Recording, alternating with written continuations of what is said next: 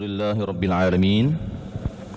Wassalatu wassalamu ala ashrafil anbiya'i wal mursalin Sayyidina wa habibina wa syafi'ina wa maulana Muhammadin sayyidil mursalin wa ala alihi wa sahbihi wa barik wa sallim taslima.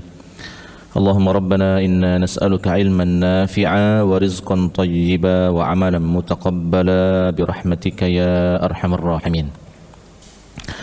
Ma'asyiral muslimin wal muslimat, hadirin wal hadirat, bapak-bapak dan ibu-ibu, jamaah salat subuh di Masjid Baitur Rahman yang mudah-mudahan semuanya dalam limpahan rahmat dan karunia Allah Subhanahu wa taala. Alhamdulillah, di subuh kali ini kita kembali melanjutkan pembacaan kitab Misbahuz Zolam sebagai kitab penjelas syarah namanya dari kitab Bulughul Maram, dan kitab Misbahuz Zolam ini ditulis oleh orang Indonesia. Beliau adalah Kiai Haji Muhammad Muhajirin Amsar. Di pekan kemarin kita berhenti di satu hadis dengan tema tayammum. Dan di subuh kali ini beberapa hadis yang akan kita baca ini semuanya berkaitan dengan tayammum. Kita baca dulu hadis yang sebelumnya ya, supaya nyambung. Bismillahirrahmanirrahim. Wa an Jabir radhiyallahu anhu qala Rasulullah sallallahu alaihi wasallam. Dari Jabir radhiyallahu anhu berkata, Rasul sallallahu alaihi wasallam bersabda, U'titu khamsan lam yu'tahunna ahadun qabli. Saya diberikan oleh Allah Subhanahu wa taala 5 hal yang tidak diberikan kepada para nabi dan rasul sebelum Nabi Muhammad sallallahu alaihi wasallam. Nah, di antara 5 hal ini adalah wa ju'ilat liyal ardu masjidan wa tahura.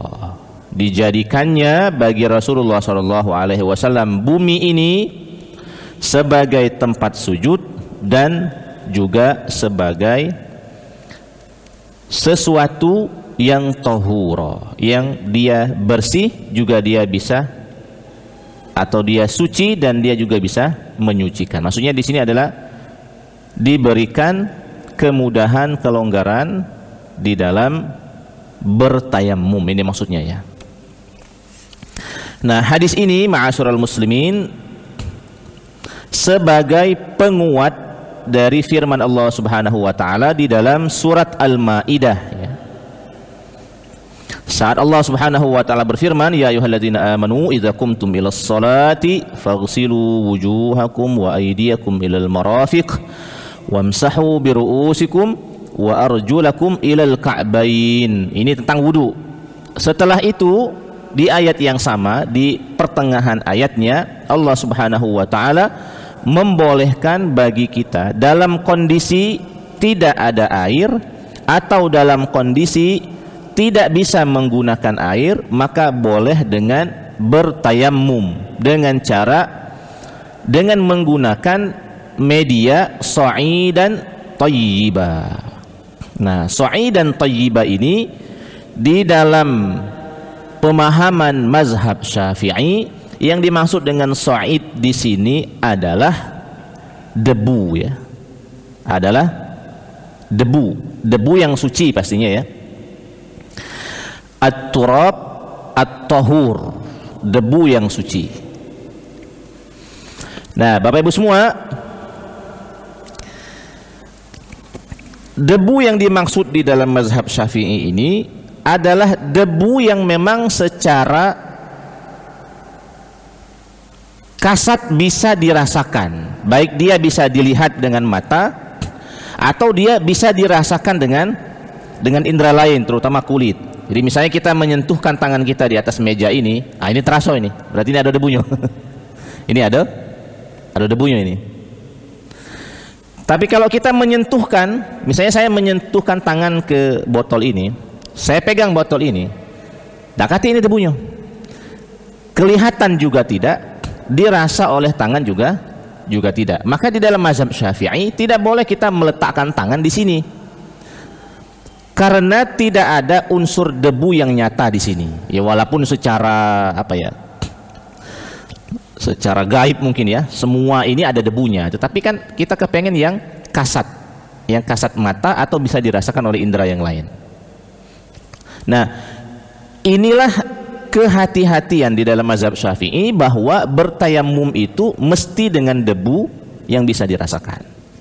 Nah, dalam konteks kekinian terutama sekali ya, karena kita jarang menggunakan tayamum ini dalam kondisi tidak ada air, jarang, kecuali dalam kondisi kita berada di pesawat. Jadi perhatikan di dalam mazhab Syafi'i bagaimana tinjauan mazhab Syafi'i orang bertayamum di pesawat.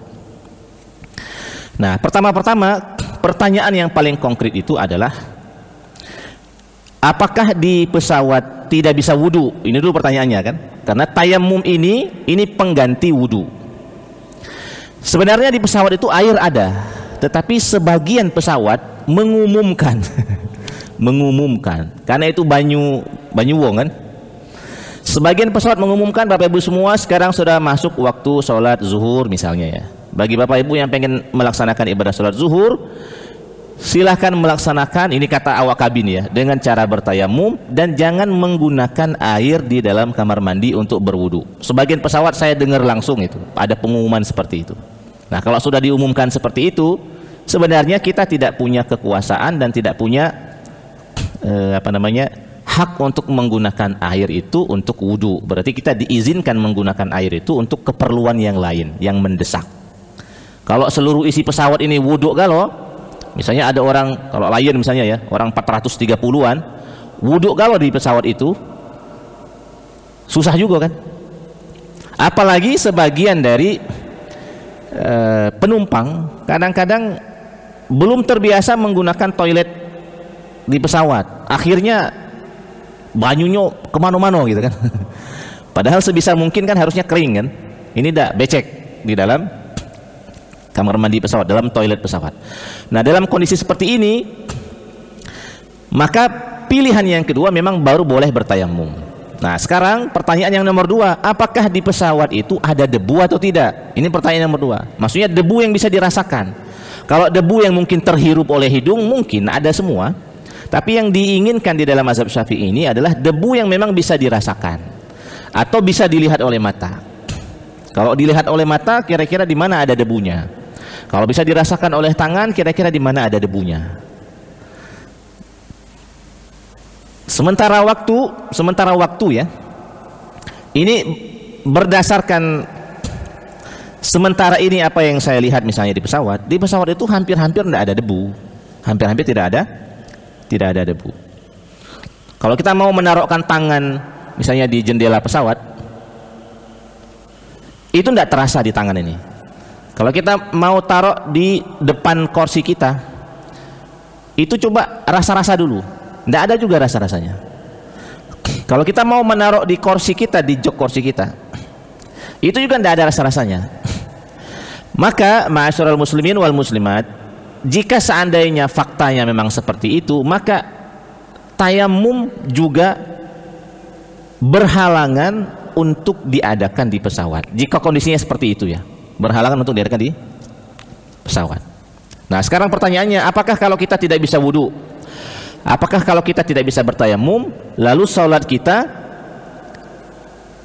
bonus? Nah, jawabannya tidak. Jawabannya tidak. Sekarang kalau kita mendapati kondisi seperti itu, maka sebelum kita memutuskan untuk sholat di pesawat, maka utamakan terlebih dahulu, jika masih mungkin untuk sholat jamak takdim di bandara, ini pilihan yang paling utama, jamak takdim. Misalnya zuhur dengan asar, zuhur dan asar itu kita kerjakan di bandara. Atau jika memungkinkan kita mengerjakannya jamak takhir, maka jangan memilih untuk sholat di pesawat. Sholatlah nanti saat sudah landing sampai di bandara berikutnya, baru kemudian zuhur dan asar di jamak takhir di waktu asar. Jadi jangan sholat di pesawat. Nah, kecuali tidak ada pilihan lain, jamak takdim lewat, jamak takhir kemungkinan tidak bisa. Misalnya satu sholat subuh misalnya, Yang paling krusial kalau kita di pesawat itu sebenarnya adalah sholat subuhnya sebenarnya ya, sholat subuh. Karena sholat subuh tidak bisa dijamak, jamak takdim tidak bisa, jamak takhir tidak bisa. Mau tidak mau harus sholat subuh di dalam pesawat. Nah, nanti biasanya juga awak kabin akan memberikan pengumuman, Bapak Ibu sekarang sudah masuk waktunya sholat subuh, silakan bagi yang mau sholat subuh. Kalau dirasa wudhu tidak bisa, tayamum tidak bisa, maka solusinya bagaimana? Solusinya adalah sholat dalam kondisi darurat, tidak menggunakan wudhu, tidak menggunakan tayamum, tidak boleh meninggalkan sholat. Tetapi kalau sudah sampai nanti di bandara, sholatnya wajib diulangi. Kalau waktunya masih berarti niatnya adaan. Kalau waktunya sudah habis berarti niatnya qadaan. Begini kalau mau menerapkan mazhab Syafi'i di dalam tata cara beribadah kalau kita berada di dalam pesawat. Nah, sekarang pertanyaan berikutnya, Ustaz, kalau kita bisa berwudu, anggap saja kita sudah wudu di bandara atau di toilet pesawat bisa diizinkan untuk berwudu. Apakah dengan kondisi wudu itu setelah itu kita sholat di dalam pesawat, apakah itu sudah cukup atau ada konsekuensi yang lain? Nah, Bapak Ibu semua, sekarang kita agak melebar dari masalah tayamum sekarang ke masalah sholatnya. Kalau kita sudah mampu untuk berwudu dengan sempurna, maka itu yang lebih utama. Itu yang lebih utama. Sekarang kita sholat di pesawat. Di sebagian pesawat, seperti misalnya pesawat-pesawat luar ya, Saudi Arabia Airlines misalnya, itu dia menyediakan space tempat yang bisa untuk melaksanakan sholat sambil berdiri. Di Indonesia belum ada ini, sepengetahuan saya belum ada. Garuda pun tidak ada. Nah, kalau seandainya bisa melaksanakan sholat wajib berdiri, maka itu yang harus diusahakan, diutamakan. Jangan dulu melaksanakan sholat wajib dalam keadaan duduk ketika masih bisa berdiri. Ini saya bicara mazhab Syafi'i ya. Maka nanti giliran saja, giliran sholatnya ke belakang 4455 itu masuk kalau di Saudi Arabia Airlines. Kemudian nanti arah kiblatnya biasanya akan dikasih tahu kemana arahnya. Kalau itu yang sudah dilakukan, sholat dengan cara berdiri, sholat dengan cara menghadap ke kiblat, maka sebagian dari ulama mazhab Syafi'i menyebutkan itu sudah sah dan tidak ada konsekuensi yang lain. Dia sudah sah, beres berarti. Ini sebagian pendapat dalam mazhab Syafi'i ya. Tetapi sebagian dari ulama yang lainnya, walaupun sudah sholat berdiri, walaupun sudah sholat menghadap ke kiblat, sujud dan rukuk dengan sempurna, maka tetap diutamakan untuk diulangi lagi saat sudah sampai ke bandara selanjutnya. Apa alasannya?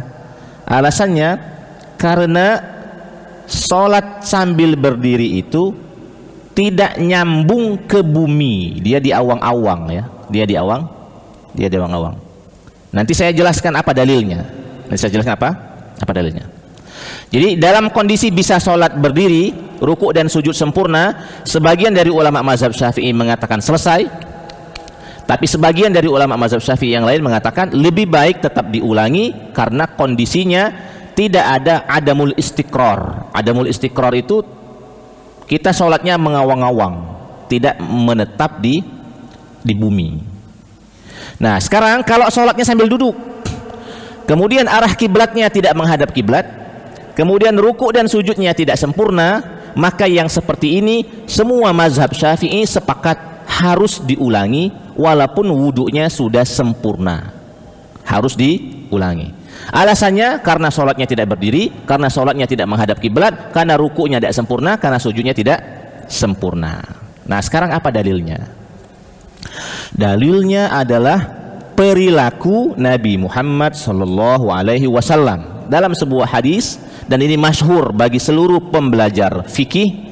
Masyhur sekali hadis ini. Rasulullah SAW itu diriwayatkan kalau sedang berada di atas rohilatihi, kalau sedang berada di atas tunggangannya, berada di atas unta, berada di atas kuda, itu Rasul melaksanakan sholat sunnah semaunya, melaksanakan sholat duha, melaksanakan sholat semuanya sunnah kalau berada di atas kendaraan. Tetapi kalau Rasul mengerjakan sholat wajib, Rasul berhenti dan Rasul turun dari kendaraannya. Berarti kan ngapun nak turunian, ngapun tidak sholat wajib di atas kendaraan, ngapun nak turunian. Nah, inilah hadis yang dipegang oleh mazhab Syafi'i, bahwa orang sholat wajib itu, satu, dia harus menetap di sebuah tempat, jangan sambil di awang-awang seperti itu, di bumi maksudnya. Yang kedua, kenapa harus turun? Supaya Nabi bisa berdiri dengan cara sempurna, ruku sempurna, sujud sempurna, semuanya sempurna. Nah, jadi ma'asyiral muslimin wal muslimat, saya kira kalau ini mau diterapkan ya, terutama di dalam perjalanan ibadah umroh misalnya ya, ibadah haji, biasanya saya secara pribadi menawarkan ini kepada jamaah. Siapa yang mau ikut mengamalkan konsep ini? Kalau ada yang melo, alhamdulillah. Kalau dia pengen berdiri dengan pendiriannya sendiri, saya kira saya sudah berusaha untuk menjelaskan apa yang saya pelajari dalam keilmuan fikih ini. Nah, jadi memang lebih amannya modelnya seperti itu. Nah, ma'asyiral muslimin wal muslimat yang dimuliakan oleh Allah Subhanahu wa taala. Lalu kemudian konsep tayamum di dalam pesawat itu menggunakan teori siapa? Yang pertama, saya sebenarnya juga heran karena teori bertayamum di pesawat itu kan viral di kita ini ya. Kalau kita buka Google, rata-rata Google menyarankan atau memberikan bacaan kepada kita tentang bertayamum di pesawat.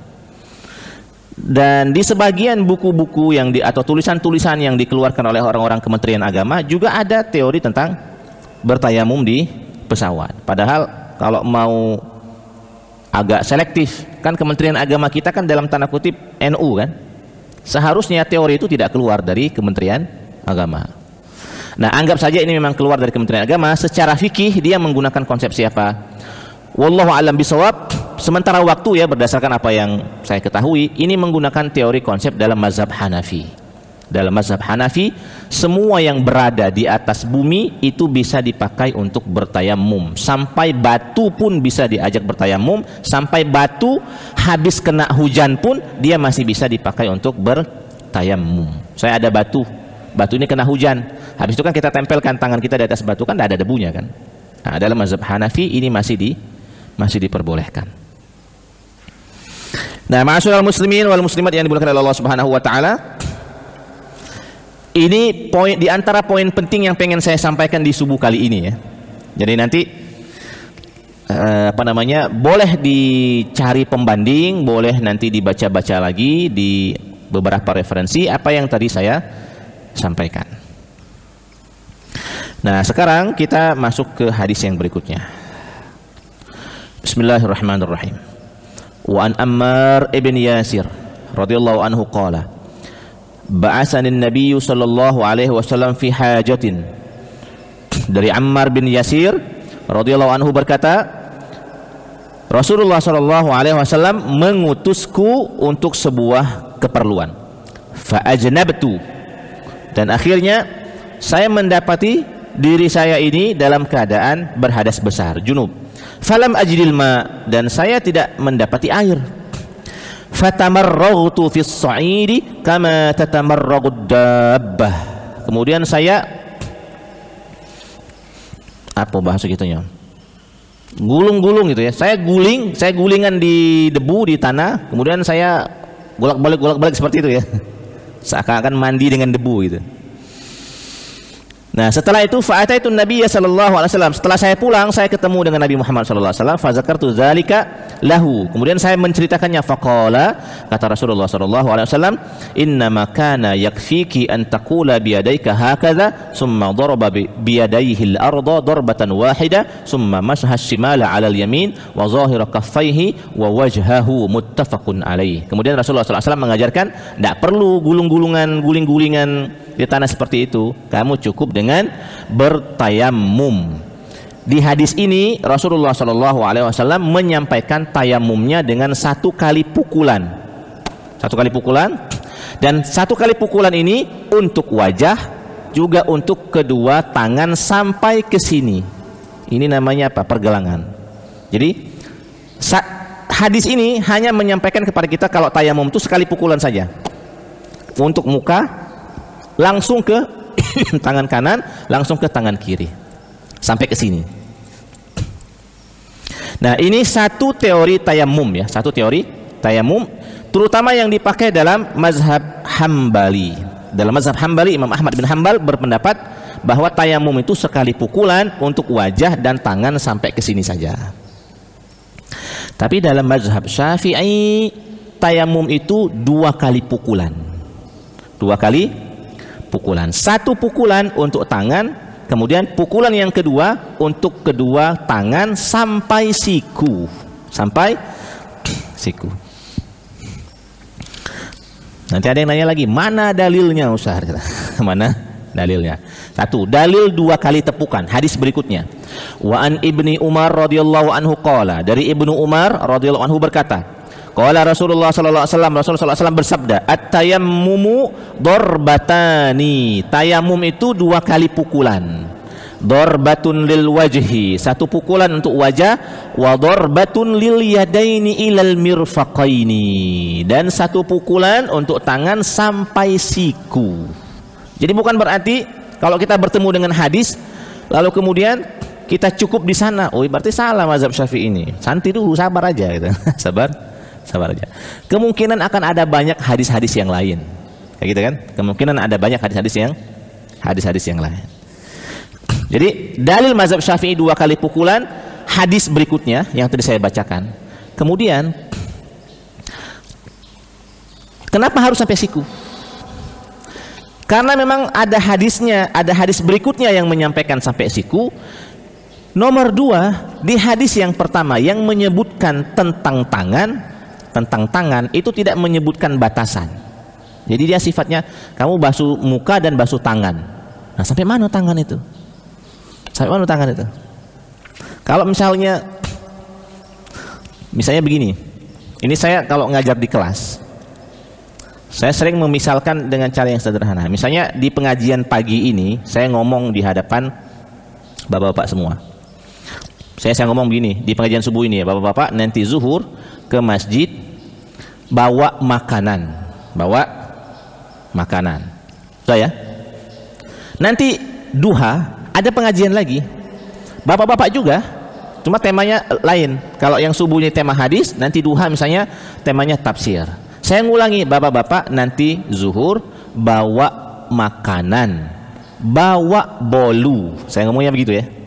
Bapak-bapak nanti zuhur nanti ke masjid bawa makanan, bawa bolu. Kira-kira bapak-bapak nanti akan mengamalkan yang mana? Bawa makanan di subuh hari yang saya ngomong, atau bawa bolu di duha yang saya ngomong? Kalau dalam teori omongan saya yang pertama ini dijelaskan oleh omongan saya yang kedua. Yang kedua ini menjelaskan yang pertama. Maka bapak-bapak dan ibu-ibu, Al-Quran itu seluruh ayat Al-Quran ini satu dengan yang lainnya sama saling terikat, terkait, dan sama-sama saling menjelaskan. Seluruh hadis juga begitu. Seluruh hadis Nabi Muhammad SAW dari awal Nabi hidup sampai Nabi meninggal, ini sebenarnya satu kesatuan yang tidak boleh dipisahkan. Satu dengan yang lainnya saling menjelaskan.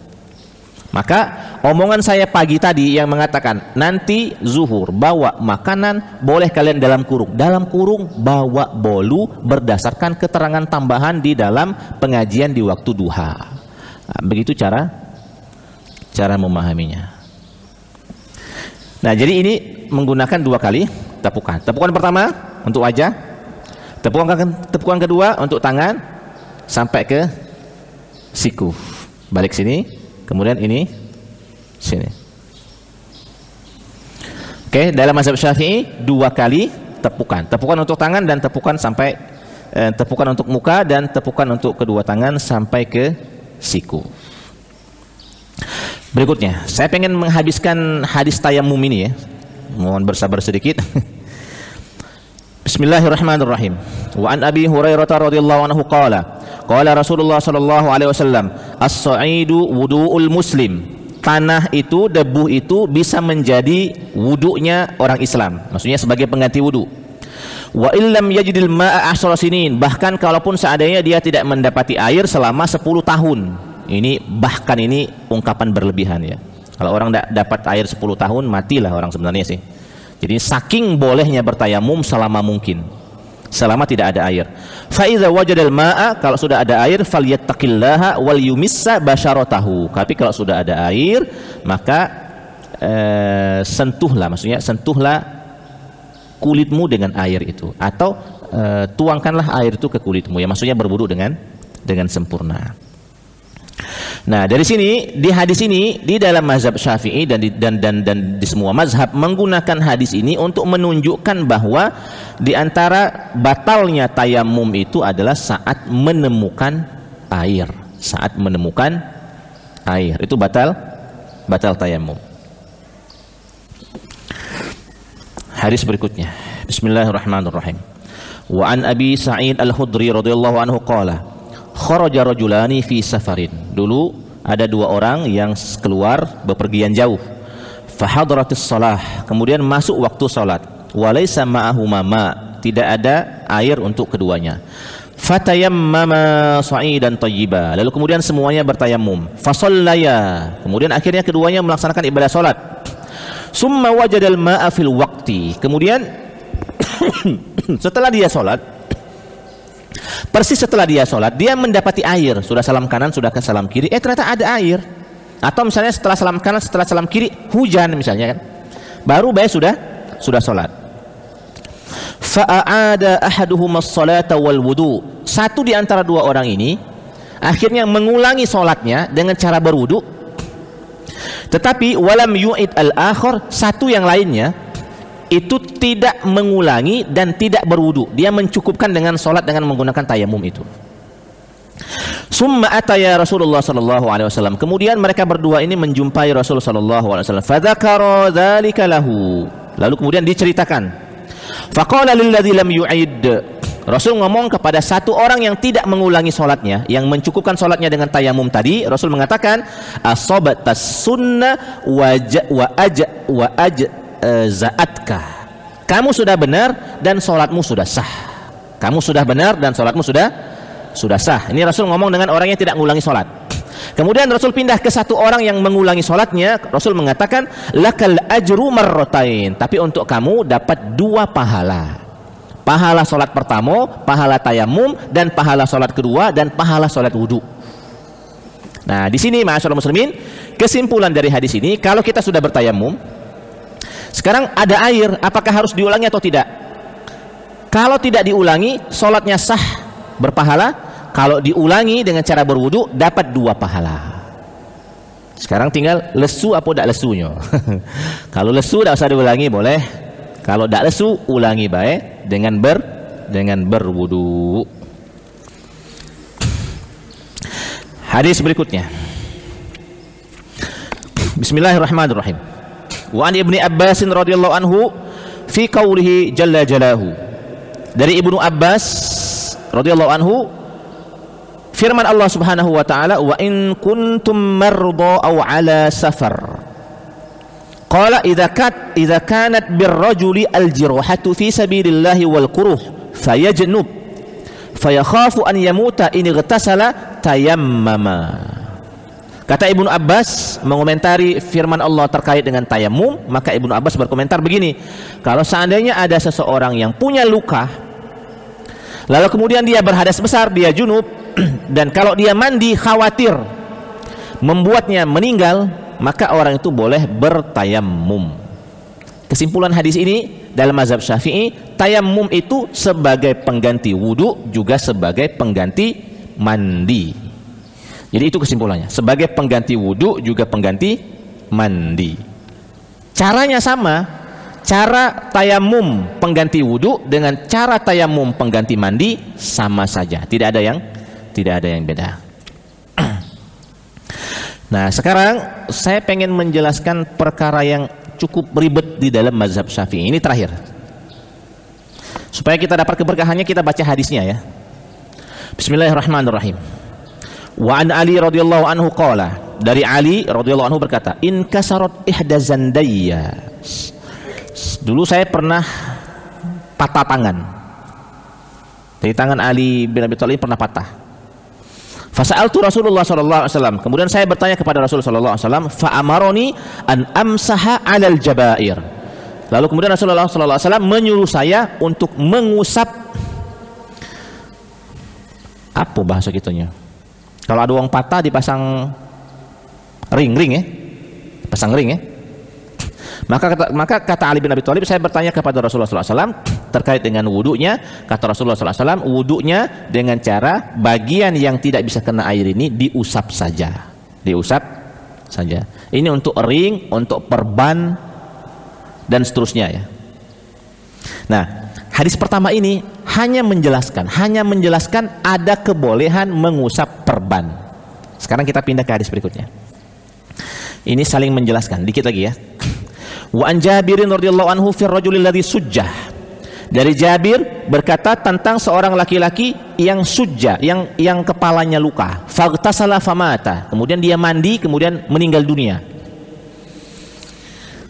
Lalu kemudian inna makana yakfihi an yatayammam wa yaqsib ala jurhihi khirqatan summa yamsaha 'alaiha wa yaghsila sa'ira jasadihi. Nah, sebenarnya kata Jabir, orang itu sebenarnya dia tidak harus mandi, dia cukup dengan tayammum. Perhatikan hadis ini ya. Dia tidak harus mandi, cukup dengan tayammum. Tayammum ya. Setelah itu dia tempelkan di tangannya atau di kepalanya yang luka ini kain. Dia tempelkan di kepalanya yang luka kain atau di tangannya kain. Kemudian dia usap saja itu kain. Kemudian sisanya baru dia mandi. Sisanya dia guyur. Jadi perhatikan hadis yang ini menjelaskan. Kalau kita ada luka di tangan atau ada luka di kepala, maka sebagian anggota badan yang lain, selagi dia masih bisa kena air, yang lain ini harus kena air. Giliran yang luka ini diusap saja, tapi ada tayamumnya.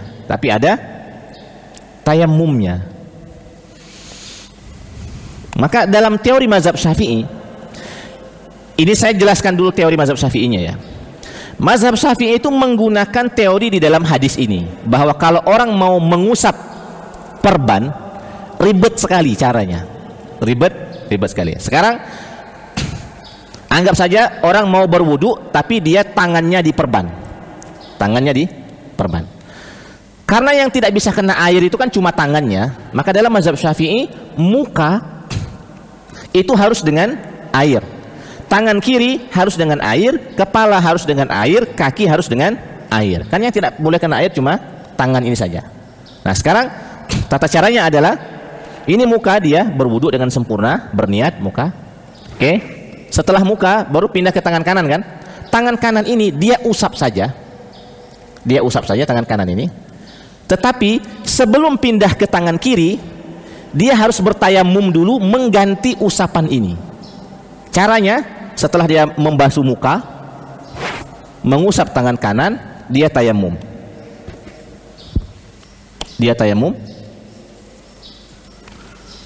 Setelah itu, baru tangan kiri ini dia guyur dengan air. Setelah itu baru kepala, setelah itu baru tangan. Ini kalau lukanya sikok di tangan. Kalau lukanya 4, di kepala ada luka, di tangan kiri ada luka, misalnya ya, di kaki ada luka. Maka caranya, misalnya lukanya di kening sini misalnya, maka di sebagian muka yang lain tetap harus dengan air. Sebelum pindah ke tangan, tayamum dulu. Tayamum. Setelah itu baru dia membasuh tangan kanannya. Taruhlah yang luka itu tangan kiri, dia membasuh tangan kanannya. Untuk tangan kirinya dia usap dulu, kemudian dia tayamum lagi, 2 kali tayamum. Setelah itu baru dia kepala, cari kepala yang tidak luka. Setelah itu kaki karena diperban, diusap dulu, baru kemudian tayamum lagi. Saya terus terang, kalaulah bukan karena ini adalah keilmuan yang turun temurun dari para ulama, saya mengatakan ya Allah susah nian gitu kan, ya Allah susah nian. Maka khusus yang ini, khusus yang kasus ini, terus terang saya tidak bukan tidak bisa. Terus terang saya berat sekali mengamalkannya, dan saya juga berat sekali untuk merekomendasikan ini kepada jamaah. Tapi sebagai sebuah pembelajaran mazhab, di antara pendapat yang dalam tanda kutip ya, sangat hati-hati nih gitu. Sampai sedemikian rupa. Nah, tapi alhamdulillah disinilah hikmahnya, bahwa khilafiyah itu rahmat ya, khilafiyah itu rahmat. Sebagian dari ulama yang lain mencukupkan dengan menggunakan hadis yang pertama tadi, bahwa kata Ali bin Abi Thalib, saya pernah ngomong dengan Rasul, kalau tangan saya patah, kata Rasul, udah yang patah itu diusap saja. Jadi yang lainnya dibasuh, giliran tangan ini diusap saja, enggak usah pakai tayamum. Ini apa namanya, kemudahan. Karena wong sakit itu jangan kena semayang, makan bae lesu kan, teduk bae lesu kadang-kadang, teduk lagi lesu kan, apalagi nak disuruh sholat dengan cara wudhu tayamum. Nanti di dalam mazhab Syafi'i juga, orang yang sakit itu tidak boleh menjamak sholat. Tapi ini kata Gus Bahauddin ya, orang itu kalau mau konsisten dengan satu mazhab 100% itu susah. Maka sekurang-kurangnya dalam kasus-kasus yang memang sulit bagi kita mengamalkan pendapat mazhab, kita boleh pindah ke mazhab yang lain. Maka dalam keadaan sakit, saya pribadi ya, terutama ini kepada orang tua saya almarhum, waktu bapak saya sakit 1 minggu terakhir sebelum beliau meninggal, saya ngomong, Pak, kita tahu, karena bapak juga guru pengajian kecil-kecilan di dusun, saya ngomong dengan bapak, Pak, kita tahu dalam mazhab Syafi'i tidak boleh menjamak sholat karena sakit, tapi caknya bapak ini susah nian, sehingga saya ngomong, bapak sholatnya jamak baiklah. Akhirnya bapak menjamak sholat zuhur, asar, maghrib, isya. Mana yang lemak? Kalau zuhur lagi lemak, sholatlah zuhur dan asar jamak, takdim. Habis itu minum obat, tidur. Nanti ketemu maghrib lagi sholatnya. Kalau misalnya zuhurnya lagi tidak lemak, zuhurnya tidurlah dulu, kaki asarnya sholatnya. Berarti zuhur dan asar dijamak takhir. Nah, kebolehan menjamak sholat ini ada di dalam mazhab selain dari mazhab Syafi'i. Ini bisa menjadi solusi bagi orang yang sakit. Orang sakit tidak boleh meninggalkan sholat. Yang boleh meninggalkan sholat itu cuma perempuan yang sedang berhadas, yang sedang haid dan nifas. Cuma itu. Yang lain tidak boleh meninggalkan sholat. Dalam kondisi apapun tidak boleh meninggalkan sholat. Jadi perkara sholat ini jangan dikecil-kecilkan, jangan diremeh-remehkan. Itu pesannya ya. Nah, saya berusaha menghabiskan hadis tentang tayamum ini ya, supaya kita bisa tuntas, dan di pekan selanjutnya kita bisa masuk ke tema yang lain. Mohon maaf atas segala kesalahan dan kekurangan, kepada Allah Subhanahu wa taala kita mohon ampun. Jika memang ada yang mendesak untuk ditanyakan, boleh. Kalau tidak, mungkin kita tanya-tanyanya sambil ngobrol saja. Kalau ada yang sangat mendesak, kami persilakan. Ini karena suruh kita masih agak panjang, kayak kalau lihat di sini. Masih 8 menit lagi. 8 menit lagi ya? Oke. Jadi saya gunakan untuk bertanya, Ustadz. Yang pertama, di mazhab Syafi'i itu kita mengenal darurat. Oke. Sudah itu kita juga mengenal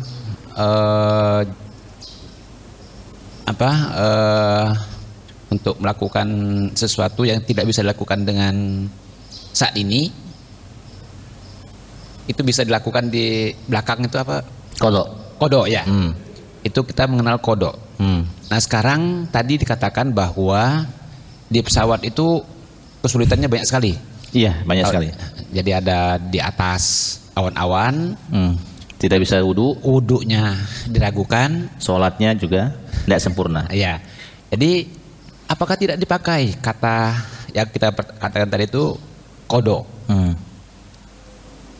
Okay. Tadi tidak disebutkan oleh Ustadz bahwa alternatif lain itu bisa dilakukan dengan kodok. Oke. Sudah itu yang kedua, Ustadz, kalau kita lihat, kalau kita pakai tanah sebagai alat untuk tayamum, dan sedangkan tujuan daripada wudhu itu adalah untuk membersihkan diri. Oke. Di samping mungkin kita ini kan bahwa itu bukan hanya sekedar diri tapi hati yang dibersihkan. Nah, makna apa yang tersirat daripada kita menggunakan tanah? Karena kalau tanah itu apa, debu itu, kalau apalagi yang tadi dikatakan bahwa itu harus terlihat, terasa, itu jelas akan mengotori alat yang kita pakai untuk tayamum. Oke. Nah, ini bagaimana Ustadz? Oke. Sekira itu saja. Terima kasih. Wassalamualaikum warahmatullahi wabarakatuh. Wassalamualaikum warahmatullahi wabarakatuh. Baik, saya jawab dulu yang pertanyaan yang nomor 2 tadi tentang apa hikmah di balik tayamum ini. Sementara ya, saya tidak bisa menjelaskan konkretnya apa, karena ini murni perintah Allah Subhanahu wa taala dan perintah Rasulullah sallallahu alaihi wasallam. Sebenarnya juga sama seperti kita anggota wudu. Saat kita membasuh anggota wudu, itu sebenarnya hikmahnya kalau sekedar untuk membersihkan muka, tangan, gitu kan? Kemudian kepala, kemudian kaki. Kenapa harus diatur dengan cara format harus urut misalnya ya? Harus muka dulu. Kenapa kalau seandainya sekedar hanya untuk mencuci saja, kenapa enggak dibebaskan saja, mulai dari kaki dulu boleh atau tangan dulu misalnya kan? Jadi yang seperti ini untuk wudhu dan tayamum ini saya lebih condong bahwa wudhu dan tayamum ini ta'abbudi. Kalau dalam istilah ulama-ulama, ta'abbudi itu adalah ritual, murni ritual. Makna di balik ritual itu apa? Mungkin saja ada sebagian dari orang yang menemukan makna di balik ritual. Tetapi kalau kita tidak mendapatkan makna di balik ritual, apakah kita meninggalkan ritual itu? Jawabannya tidak. Jadi kita tetap diminta untuk menjalankan ritual itu walaupun kita belum menemukan makna yang tersirat dari ritual itu. Kenapa misalnya harus dengan debu? Wallahu ta'ala alam bisawab. Jadi saya tidak bisa menjelaskan dengan rinci, dengan konkret dalam hal ini. Nah, sekarang pertanyaan nomor 1 tentang kenapa tidak menggunakan opsi kodok. Di dalam masalah sholat khususnya tidak boleh meninggalkan sholat dengan cara sengaja, itu tidak boleh. Jadi tidak boleh meninggalkan sholat dengan cara sengaja. Misalnya begini, kan kita sadar walaupun tidak ada air, walaupun tidak ada debu, walaupun sholatnya tidak bisa berdiri, tapi tidak boleh meninggalkan sholat. Ini sama seperti misalnya kalau bapak-bapak pakaian dalamnya kena najis misalnya, kena najis. Apakah dengan demikian bapak-bapak memilih opsi kalau begitu saya kodok saja di rumah? Tidak boleh. Tetap wajib sholat walaupun dalam kondisi najis. Tidak boleh meninggalkan sholat. Bahwa sholat itu sah atau tidak, pokoknya kerjakan dulu. Nanti di rumah baru wajib diulangi. Jadi kalau seandainya alasannya enggak, caknya dalaman aku nih ada najisnya. Kalau balik ke rumah bahkan sudah keluar waktu sholat, berdosa hukumnya. Berdosa hukumnya. Jadi sholat itu harus dikerjakan. Tidak boleh ditinggalkan dengan sengaja, itu tidak boleh. Bahwa kita mengerjakannya tidak sempurna, banyak hal-hal yang membuat sholat kita akhirnya membuat kita harus wajib mengulangi, itu perkara berikutnya. Jadi tidak ada opsi kita kalau begitu kita sholatnya kaget belah, kita kodok di ujung waktu. Tapi kita tinggalkan sekarang juga, tidak boleh. Tidak boleh begitu. Itu tidak ada opsi seperti itu, Pak. Jadi mau tidak mau harus sholat dulu, apa adanya. Nah, kaget kalau sampai ke rumah baru. Kalau masih ada waktunya, kita ulangi lagi dengan niat adaan. Kalau waktunya habis, baru kita ulangi dengan niat qadaan. Makanya kalau ada orang yang nanya, Ustaz boleh tidak kami tidak semayang? Dengan alasan memang sengaja udah gelak semayang. Itu terus terang dosa besar itu. Itu dosa besar. Ya, apa-apa. Ya, silakan. Jadi ada sebagian ulama ijtihad itu membawa pasir dari rumah dibungkus kayak begitu dibuka, jadi tayamumnya pakai itu salah satu. Yang kedua itu pernah diajari beberapa ulama menggunakan air yang cukup kurang dari 1 gelas kecil untuk berwudu. Itu bagaimana menggunakannya? Oke, tentang sebagian dari kiai, ustadz, ulama yang merekomendasikan bawa debu, bawa tanah dari rumah ya. Kayak di pesawat tanahnya dibuka, sebenarnya itu boleh-boleh baik. Cuma begitu tanahnya dibuka kan sholatnya juga bakalan tidak sempurna kan, sholatnya bakalan tidak sempurna. Jadi kalau menurut saya pribadi tidak usah bawa tanah. Apa adanya baiklah kalau sudah ada di dalam pesawat. Kalau di pesawat dibolehkan untuk wudhu, tidak ada pengumuman dilarang menggunakan. Kalau Garuda saya tidak dengar, kalau pesawat Garuda saya tidak dengar dia melarang. Sehingga saya kalau di Garuda saya wudhu, ya wudhu di kamar mandi toilet kan, jangan cak wudhu di rumah barbur dah. Jadi wudhunya. Nah sekarang bagaimana kalau kita menggunakan air yang sedikit? Misalnya kita bawa aqua cup, ya anggap ini airnya sudah setengah, kemudian kita bawa ke toilet air yang ini. Yang ini kita pakai untuk wudhu kita, karena banyu toilet tidak diizinkan kan kita wudhu. Boleh tidak? Boleh, asalkan memenuhi syarat kriteria minimal. Di dalam berwudhu kita tuh ada dua kategori, ada al-ghuslu, ada al-mashu. Al-ghuslu ini untuk muka, tangan dan kaki itu airnya harus mengalir. Jadi walaupun dikit harus ada air yang mengalir. Kalau untuk kepala dia al-mashu, cukup diusap saja. Nah, jadi walaupun menggunakan air yang sedikit, tapi kategorinya saat kita basuh muka itu ada air yang mengalirnya. Nah, itu sudah bagus, itu sudah sah. Kalau menggunakan semprot gitu ya, untuk muka ini agak banyak kerikit, sehingga setelah disemprot itu ada banyu yang mengalir di sini. Kalau menggunakan semprot ya. Sebagian dari jamaah saya lihat di pesawat ada yang menggunakan ini. Tapi harus banyak, jangan dikit. Kalau dikit nanti kategorinya al-mashu. Di sini harus al-ghuslu muka ini. Tangan juga begitu. Gitu kan. Harus ada netesnya dikit-dikit gitu kan. Nah, itu komentar saya. Apa adalah. Jadi masih mungkin untuk dipakai. Tetapi sekali lagi ya, kalau di pesawat khususnya, kalau dia tidak bisa sholat berdiri, walaupun kita sudah wudhu dengan sempurna, kalau kita tidak bisa berdiri, walaupun kita wudhu dengan sempurna, dalam mazhab Syafi'i, saya garis bawahi, dalam mazhab Syafi'i wajib diulangi saat sudah sampai di bandara. Makanya opsi jamak takdim, jamak takhir ini didahulukan. Tidak bisa nian jamak takdim, jamak takhir, sholatlah di pesawat dengan sholat apa adanya, tidak boleh ditinggalkan. Mohon maaf atas segala kesalahan dan kekurangan. Subhanakallahumma rabbana wa bihamdika asyhadu an la ilaha illa anta wa astaghfiruka wa atubu ilaik. Wassalamualaikum warahmatullahi wabarakatuh.